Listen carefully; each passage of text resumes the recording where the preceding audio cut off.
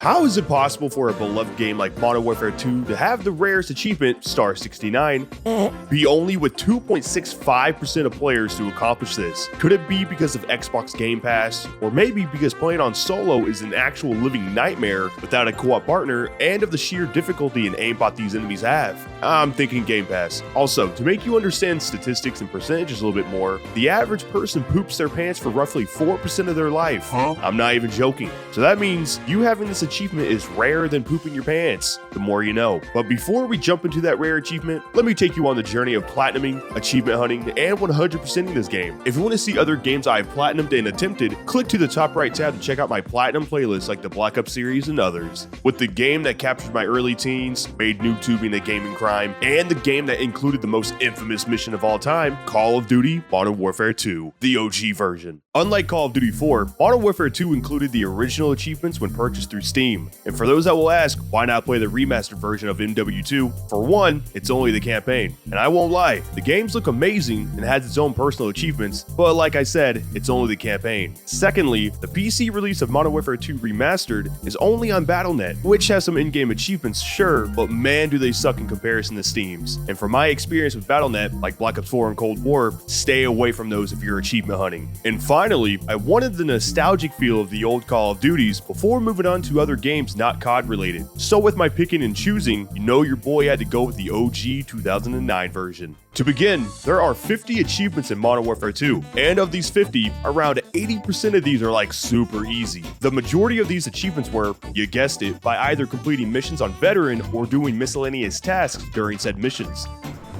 Let's go.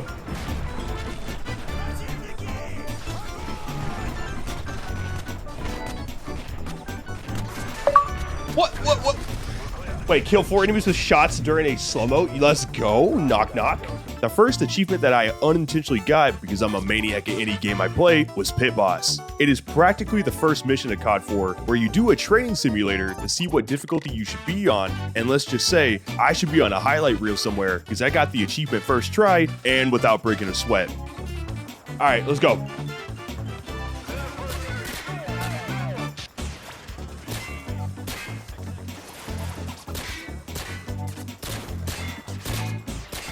I don't remember where they're at.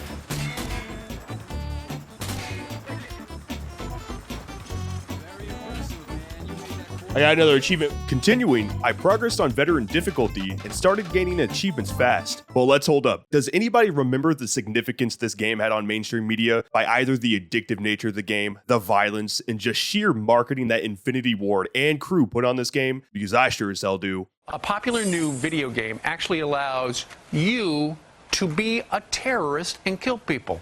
It's called Modern Warfare 2, and it is flying off the shelves. But is this fantasy game just a little too real? And is it appropriate? And the game specifically says that when you go into, when you work with this terrorist organization, you are you are a CIA operative, and right. Well, you can join the enemy. You can join the enemy in a terrorist attack on an airport, and so going back into this game, it felt like riding in a time machine once I saw the No Russian title screen. Oh shit. Here we go again. Oh! And unfortunately, after doing some quick research on YouTube, showing this part is one way for a video to be demonetized or age restricted. So just imagine only nice things, like puppies and rainbows. I got MW2. Awesome. Playing through this campaign was such a joyride from start to finish. The trend with the early Modern Warfare series was that COD 4 started slow and mild. Then Modern Warfare 2 goes AWOL with the instant run and gun action. Then Modern Warfare 3 just doubles down on all of that, which I won't spoil, but it's a wild ride. Advancing through the campaign, Veteran on Modern Warfare 2 wasn't all that bad. Enemies on Veteran are cracked out of their mind, don't get me wrong, but maybe it's just me getting better after playing through all of the Black Ops series and COD 4's Veteran campaign. But I kinda steamrolled them this time rather than vice versa. And if you would like to see these live, come check out my Twitch channel at Yoma97, the same name as this YouTube channel, and maybe one day you'll be in a video of mine for multiplayer achievements, or maybe reacting live when hype moments happen. Thanks again, but let's get back into it. If you don't know Modern Warfare 2's story, just know it's not too complicated, but badass in almost every single way. Like a B-tier movie that is more action and not super deep on dialogue, but big moments left and right. Like the moment I had to relive my inner 12-year-old sadness when the Shepard and Ghost scene happened. Yeah! Man, everything's going so well. We're winning for the Americans, bro. We're gonna make it. Everything's going so swell. Nothing bad can happen. Let's go.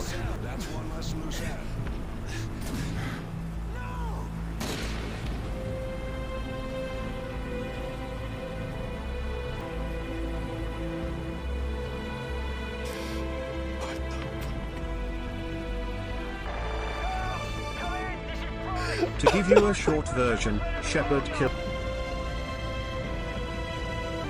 Son of a bitch.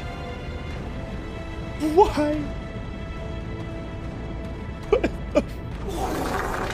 For note keeping, I was collecting almost every single intel in this game during my first playthrough because just like COD 4's intel locations, they were pretty easy to spot, but at least in this game, they hit a few of them better. So I wasn't able to find them all in a single playthrough, but it happens. Which collecting all 45 intels for the Leave No Stone Unturned achievement happens to only have around 3.35% of Xbox players according to TrueAchievements.com. Even less people on PC have this with a near 3.2% of players, which makes it the rarest achievement on Steam. Kinda polarizing. After completing the campaign on my first day, it took me almost on the dot 6 hours to beat it on veteran difficulty for a total of 34 out of 50 achievements. That's a damn good amount since I wasn't hunting any specifics and just playing the game normally. And on top of that, this ending was so badass and set up the last and final sequel pretty well. Come on, my fingers hurt. Do it. Goodbye, Shepard. I never liked you. You're a meanie.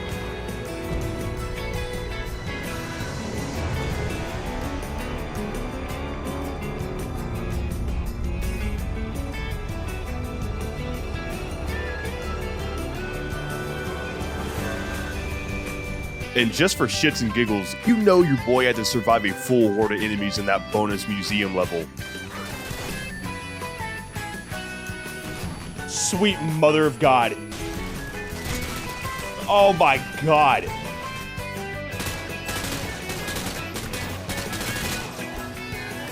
Did I do it? Yo. Yo, look at your boy first trying it. Let's go. I'd be doing this game a disservice if I didn't show off some of the fun and semi-difficult achievements this OG game had to offer. Boom! Oh shit. I'm doing it, don't care. What the f?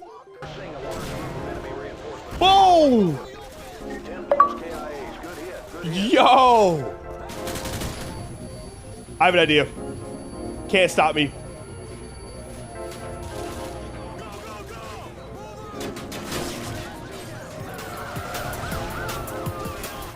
Oh, I got an achievement, nice.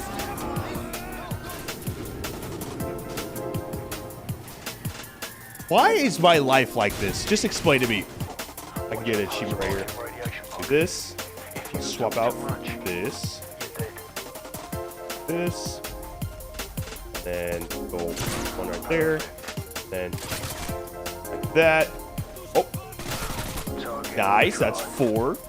Then I just need one other gun. Let's get the mini Uzi. Now, if I kill one of these ghillie guys, this should give me an achievement for getting 5 separate kills. There it is. Ow. Hey, I got it.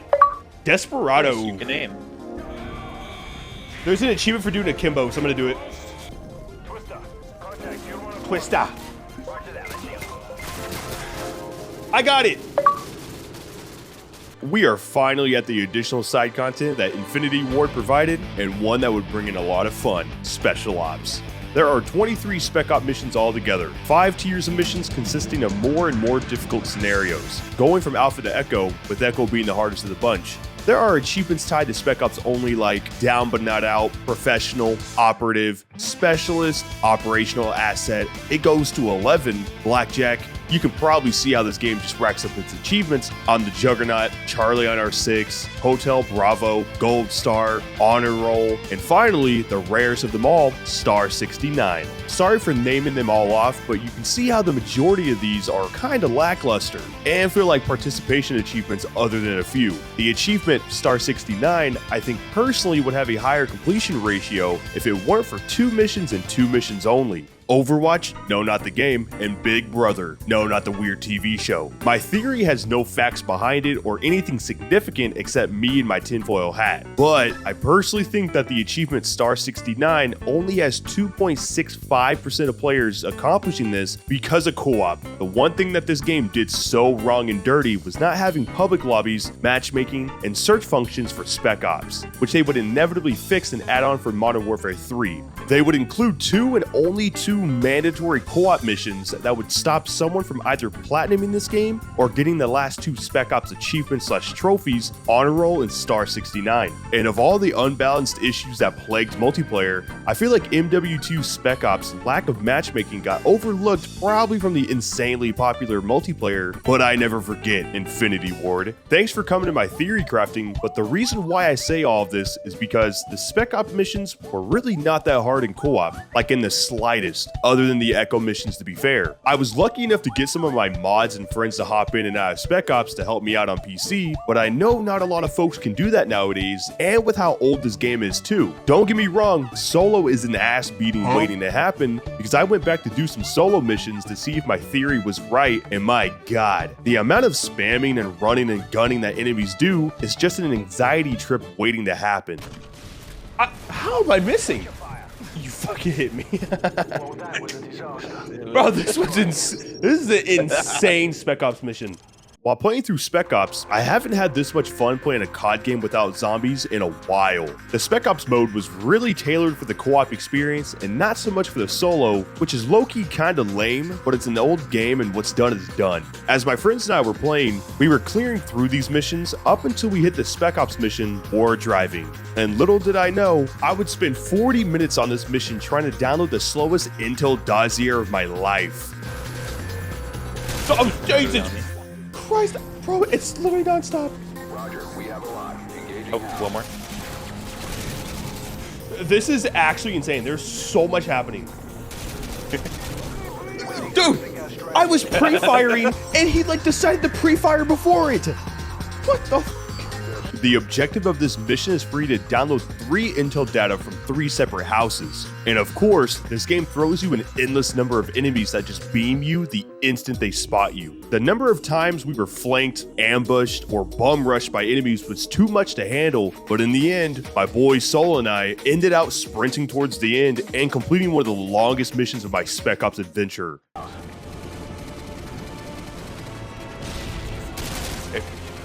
We're gonna have to run to the BTR, so just get there. I am right here. Oh, bro, you got... Let's run it again. I didn't know it was gonna start driving backwards. Badger 1 to Hunter 2, target area suppressed. Badger 1 holding position. So... Oh, I guess we gotta do that again. I can't stand you. Ready? Let's go. Oh. Dude, that's atrocious. That was terrible.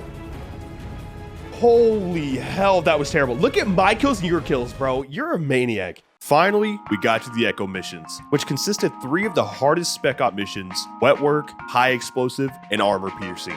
Wet Work was the easiest of the bunch because it involves you to breach and clear 2 deadly rooms filled with enemies. This mission didn't include juggernauts and contained 1 chopper and all lower tier enemies, so it was simply as walking and gunning your way to the rooms. Pretty easy. That was it? Let's go. Hell yeah. Now, high explosive and armor piercing were a trip. High explosive wants you to kill 10 juggernauts using only explosives and a knife. Even with a co-op partner, these jugs were equivalent to a RoboCop or the Terminator robots because they sometimes would pre-fire you and shoot you through walls and doors before even seeing you. You can get lucky with a well-timed shot to the dome of a jug and instantly kill them, but with how fast they appear and start blasting you, you have to work with the terrible hit punch or flinch of this game to land a shot properly. Overall, it was an experience that I won't forget, that's for sure. Oh! Away. Okay, I'm getting cocky. Get over here. Bro, we got this shit. Look at that. Ah. Yay. Let's go! Let's go! That was nutty. Bro, I should have not lived on that. Finally, the last Spec Ops mission to give me the rarest achievement of Modern Warfare 2, armor piercing. Simply kill all 15 juggernauts on the oil rig. Some jugs spawn in front of you, some spawn behind you, and of course, without any warning. We were luckily armed up with snipers and explosives, but that didn't stop us from dying a few times. Bro, I got fucking down. You got this. So, about this spot, Soul. The oldest strat in the book still held up to 2022 standards. Rush to the top of the oil rig and hold out with your snipers. Snipers did the most damage to the jugs other than a noob tube to the head. So, pray that you can stun lock the jugs first before they stun lock you back. We died a few times doing this strat, but in the end, we got all the jugs in their coffins and ended up getting the rarest achievement of Modern Warfare 2. Hello? That's it, baby! Woo!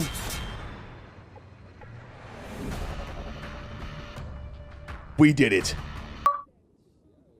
There you go. Look at there. There you go. Star 69. I'm just making sure I get the achievement because it'll be... Yeah. But we're not done just yet. With Spec Ops and the rarest achievement on Xbox out of the way, we were 3 achievements away from claiming this platinum. The last 3 achievements consisted of Ghost, planting the C4 of Cliffhanger without being seen, Colonel Sanderson killing 7 chickens in under 10 seconds, and the rarest Modern Warfare 2 achievement on Steam, Leave No Stone Unturned. I had a few intels left, but I completed Ghost achievement first, and it was as simple as loading the level, playing it like a sneaky ninja, and accomplishing it. Looks like 20+ foot mobiles headed your way. That's the fueling station. No kills, no alarms. Fast approach. I'm picking up more radio traffic about the satellite. Stand by. The funny thing is, Colonel Sanderson and Leave No Stone Unturned both turned out to be collected on the same level, the Hornet's Nest. I loaded up the level on Recruit, almost got ran over for not looking both ways, and headed my way towards the chickens and last intel. I initially was trying to make Colonel Sanderson my last achievement for the funnies, but the chickens were in the section right before the last intel, so I had to chop and blow up some chickens first to get that achievement.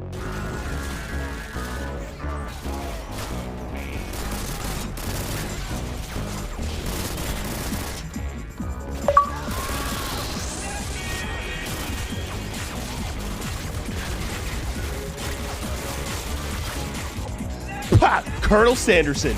And finally, the last achievement to end out MW2 2009. The last achievement, chat.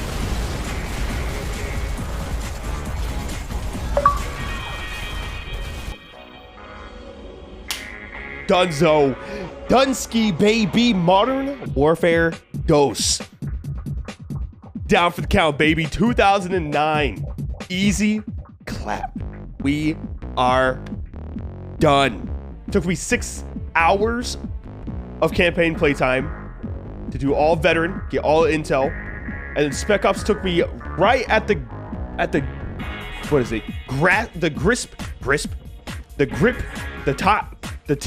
The tip of 4 hours. 69 out of 69. Overall, 10 hours.